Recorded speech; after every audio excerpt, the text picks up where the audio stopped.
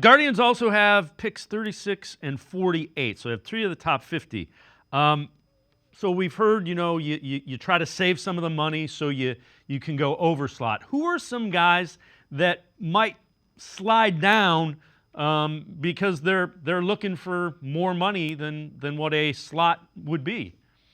And those are typically high school players. So going back to sort of the first question you asked, just to make sure folks know what we're talking about here, high school players have the leverage to say, I've got this great offer to go to LSU or Tennessee or where, to elite schools, elite baseball schools. Often it's an elite academic school, right? Vanderbilt and UVA, Stanford. Often it's been harder to buy guys out of that, or they can ask for more money because they've got such great college offers. And now with NIL money, they can even say, I have this much money on the table from the school that I'm going to. So you've got to make me an even better offer. Good for them. I want to see all these kids get paid.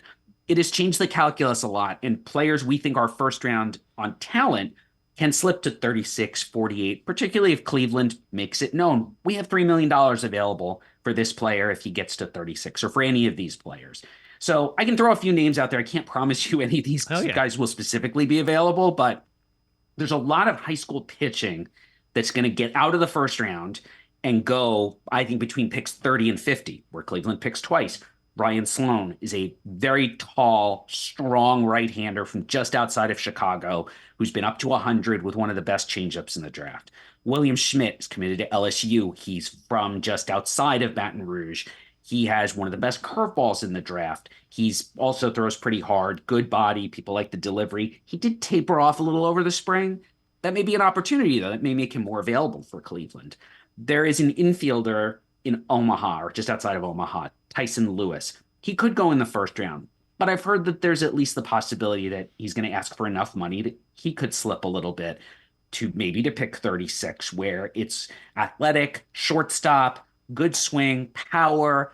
People haven't seen him hit against good competition, like really good competition. And that's a problem we run into with a lot of high school kids from cold weather areas where they just haven't seen a lot of good pitching. And so we don't have as much confidence in the hit tool. That's another reason a guy can slide a little bit.